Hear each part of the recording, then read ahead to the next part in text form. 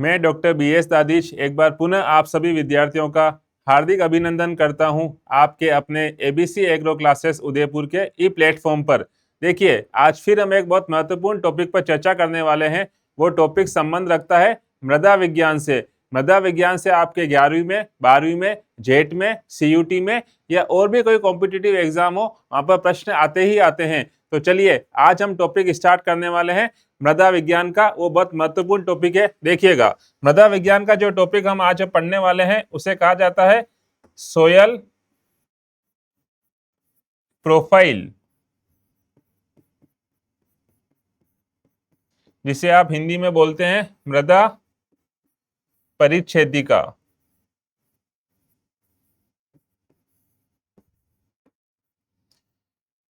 देखिए, मृदा परिच्छेदिका की जब हम बात करते हैं तो हम उसमें क्या बात करते हैं, एक ऊर्ध्वाधर कट लगाते हैं। अगर अपन मृदा को ऊपर से नीचे तक, किस तरह से, ऊर्ध्वाधर कट, मृदा का ऊर्ध्वाधर कट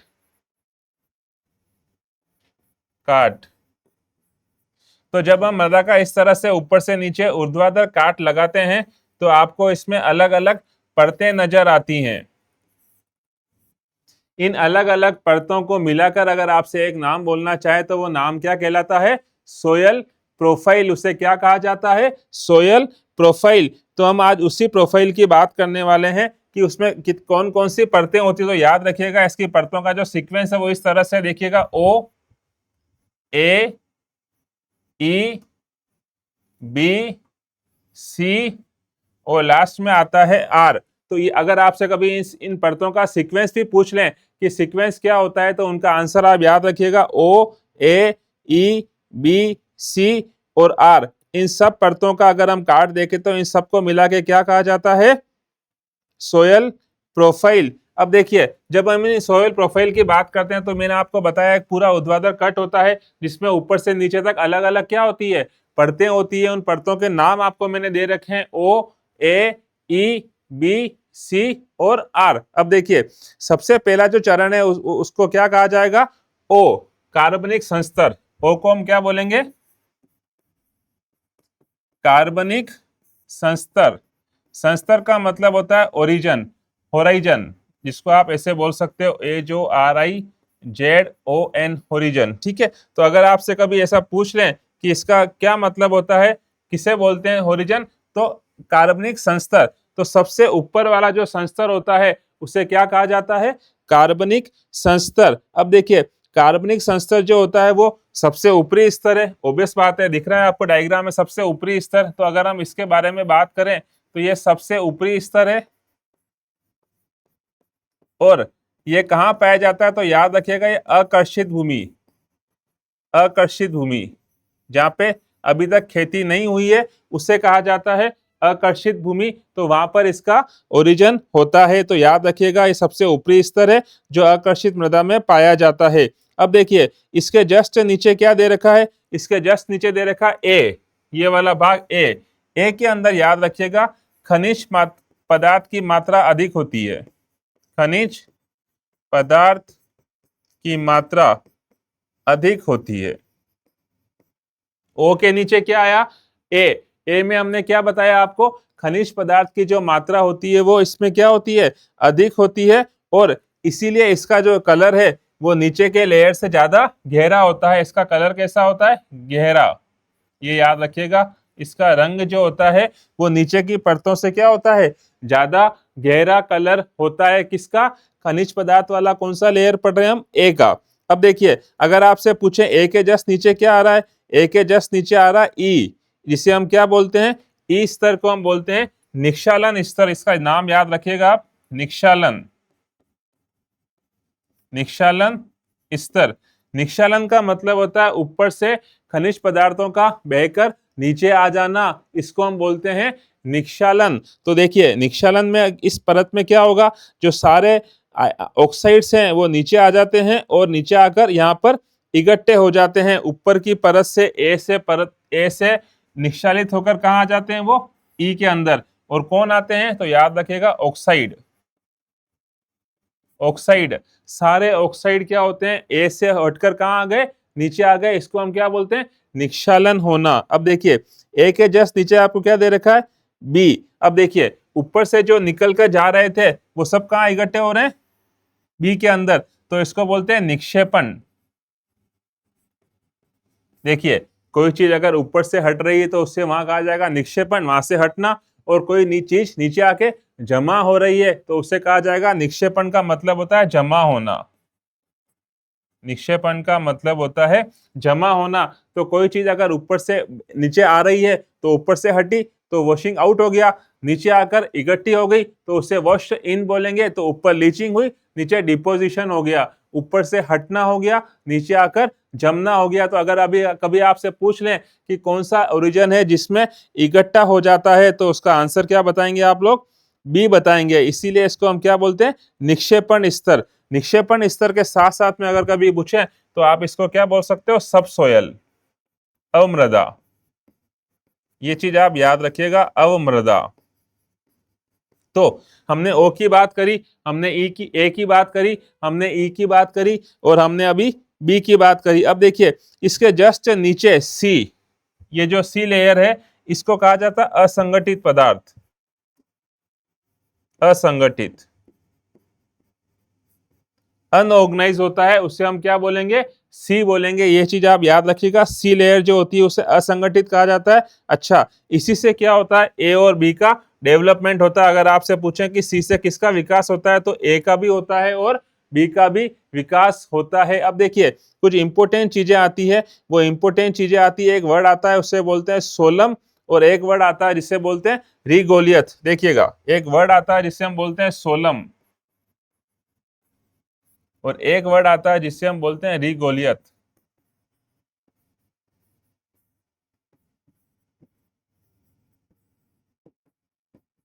और इसे कहा जाता है सोलम। तो ये क्या है, जब हमने पूरी प्रोफाइल देख ली, हमने पूरे सोयल का ओरिजिन देख लिया, और आपसे दो वर्ड पूछ लिए कि सोलम क्या होता है और रिगोलियत क्या होता है, तो याद रखिएगा सोलम हम बोलते हैं ए प्लस बी को, या ए और ई को, बी को। सोलम हम बोलेंगे ए प्लस बी को, इसके अंदर ई भी शामिल होगा, तो सोलम ए, ई और बी। इसे वास्तविक मृदा कहा जाता है, ये चीज आप याद रखिएगा, इसे वास्तविक मृदा कहा जाता है।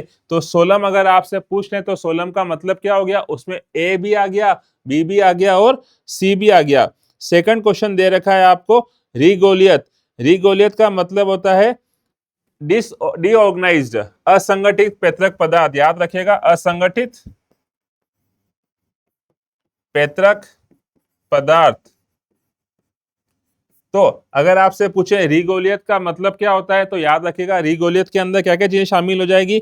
रिगोलियत में ए भी आएगा, बी भी आएगा और सी भी आएगा, मतलब पूरी की पूरी जो प्रोफाइल थी उससे हम क्या कहेंगे, रिगोलियत। या हम इसको ऐसे बोल सकते हैं, देखना, ए प्लस बी प्लस सी, या हम इसको ऐसे बोल सकते हैं, मृदा के मूल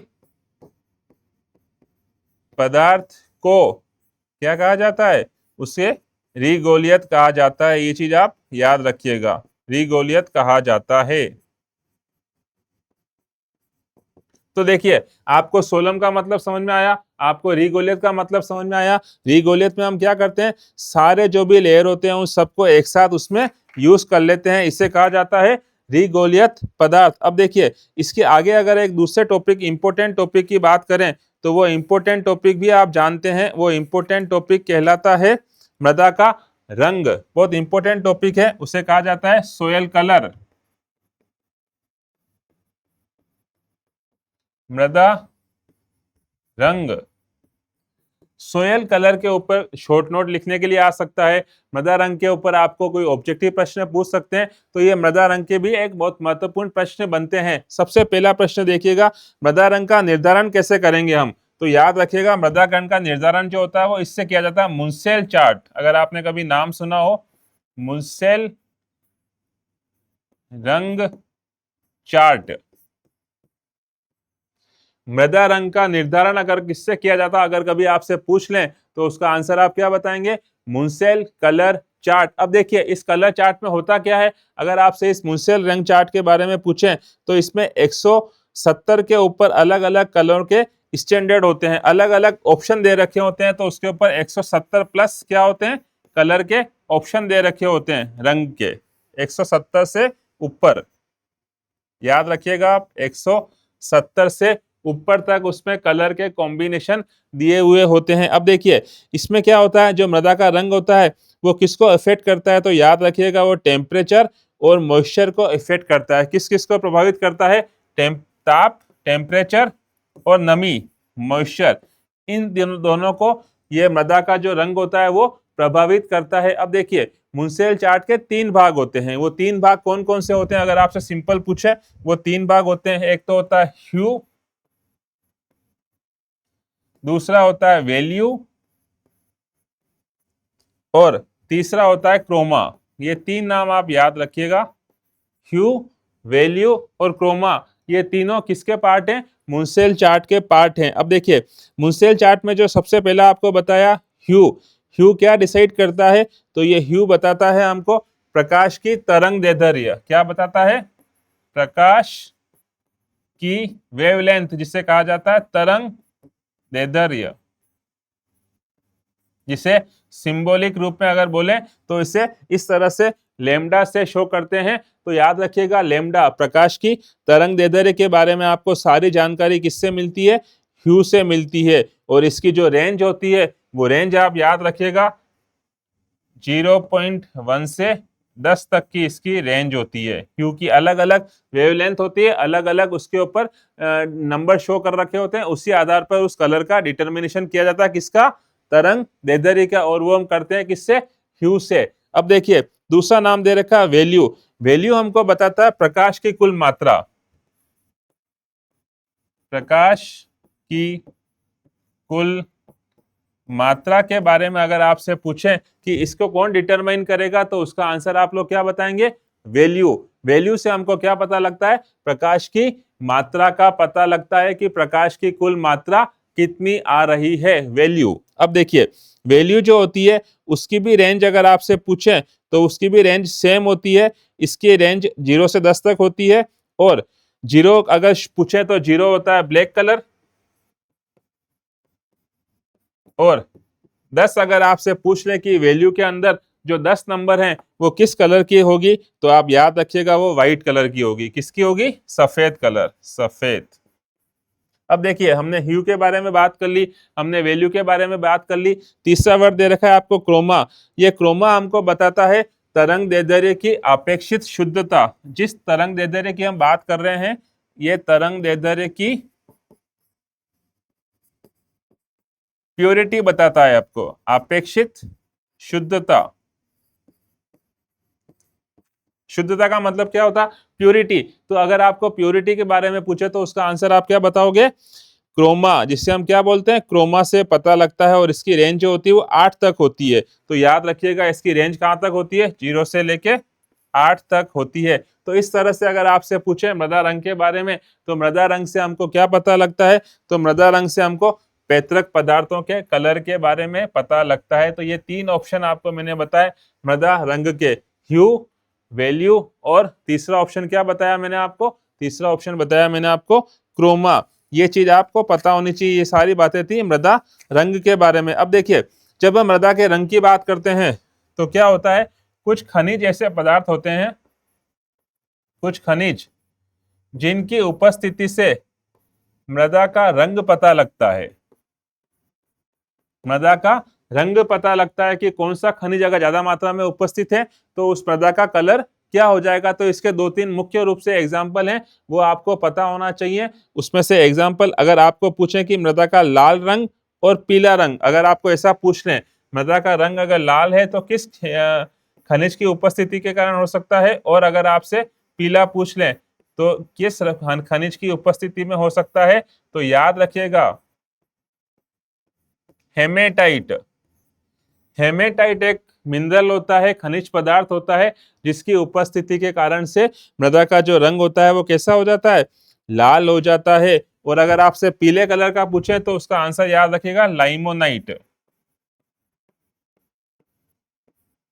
पीले कलर की जो मृदा होती है, अगर आपको उसका रीजन पूछ ले कौन सा खनिज है, तो उसका आंसर क्या लिखेंगे आप, लाइमोनाइट। और अगर आपसे लाल रंग का पूछ ले तो उसका आंसर हो जाएगा हेमेटाइट।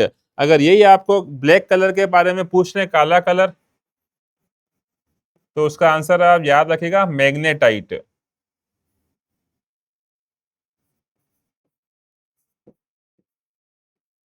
मैग्नेटाइट। तो सिंपल क्वेश्चन बनता है कि कलर का रेस्पॉन्सिबल कौन होता है, कौन उत्तरदायी होते हैं। कुछ खनिज होते हैं जो मृदा के कलर को निर्धारित करते हैं, उसका मैंने आपको 2-3 उदाहरण बताया। लाल का बताया आपको मैंने, काले का बताया आपको मैंने, पीले का बताया। इस तरह से आपको उसके बारे में इंफॉर्मेशन होनी चाहिए। अब देखिए एक इंपॉर्टेंट टर्म आता है, आपने सुना होगा, एक पीएच तो आप जानते हैं, हमने चर्चा भी करी हुई है, पीएच आप जानते हो, लेकिन इसके साथ में एक वर्ड आता है, उसको कहा जाता है पीएफ। तो याद रखिएगा, पीएच की खोज तो करी थी सोरेनसन नामक वैज्ञानिक ने, सोरेनसन। और पीएफ की खोज करी थी, तो इस पर याद रखिएगा स्कोफिल्ड। ये हमको अम्लीयता क्षारीयता के बारे में बताता है। आप जानते हो अम्लीय, क्षारीय और उदासीन। पीएच का फॉर्मूला भी आपने देखा होगा, -1/log H+। ये सारी बात हमने करी हुई है, ये थी पीएच। एक नया वर्ड आता है पीएच से मिलता जुलता, उसे बोलते हैं पीएफ, जिसे इसका डिस्कवर किसने किया था, स्कोफिल्ड ने। अब देखिए इसका जो मतलब होता है, इसका जो रिलेशन होता है, वो होता है जल की सेंटीमीटर में ऊंचाई। याद रखिएगा, ये हमको वाटर की हाइट बताता है। जल स्तंभ में ऊंचाई, हाइट, कॉलम हाइट, याद रखिएगा कॉलम हाइट। और किसके बारे में बताता है ये हमको, जल के बारे में, कि जल का जो कॉलम है वो उसकी क्या हाइट होगी, उसके बारे में इंफॉर्मेशन अगर आपसे पूछे तो कहां से मिलेगी, वो याद रखिएगा, वो हमको इंफॉर्मेशन मिलती है पीएफ से। पीएफ को कहा जाता है लघु गणक, कहा जाता है किसका, ऊंचाई का। ये चीज आप याद रखिएगा। अब देखिए एक इंपॉर्टेंट वर्ड आपने सुना होगा, वो इंपॉर्टेंट वर्ड कहलाता है सीएन अनुपात, सीएन रेशो। बहुत शॉर्ट में इसको क्या कहा जाता है, सीएन रेशो। मृदा में कार्बन और नाइट्रोजन कितनी कितनी मात्रा में उपस्थित है, उसके अनुपात के ऊपर नॉर्मल प्रश्न बनता है। तो याद रखिएगा, अगर आपसे सिंपल मृदा का पूछ लें, सामान्य मृदा का प्रश्न कैसे आता है, प्रश्न ऐसे आता है, सामान्य रूप से मृदा का जो सीएन अनुपात होता है वो कितना होता है। एक तो इसका पूछ लें, एक आपको ह्यूमस का पूछ लें, और एक गोबर खाद का पूछ लें। 3 एग्जांपल देखिएगा, ह्यूमस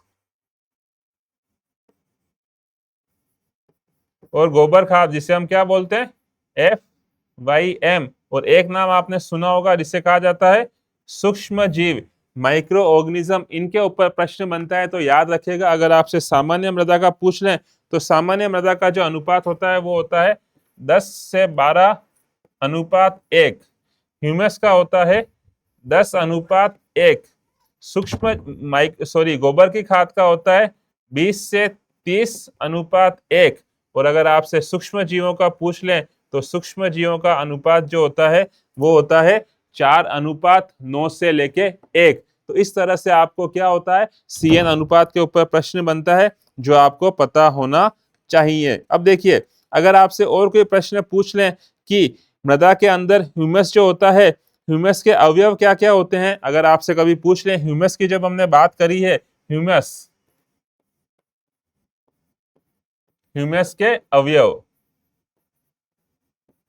मतलब ह्यूमस किस किस कंपोनेंट से मिलके बनता है, अगर ऐसा प्रश्न पूछ लें तो उसका याद रखना, उसके आंसर है फुल्विक, ह्यूमिक और ह्यूमिन। ये 3 नाम याद रखिएगा, फुल्विक, ह्यूमिक और ह्यूमिन। इन 3 चीजों से मिलके ह्यूमस का निर्माण होता है। अब देखिए ये क्या क्या होते हैं, तो जो फुल्विक होता है उसमें अम्ल, क्षार तथा जल में पूर्ण रूप से घुलनशील होता है। ये घुलनशील होता है, पूर्ण रूप से घुलनशील, चाहे वो अम्ल हो, चाहे क्षार हो और या जल हो, इन सब के अंदर ये क्या होता है, पूर्ण रूप से घुलनशील होता है।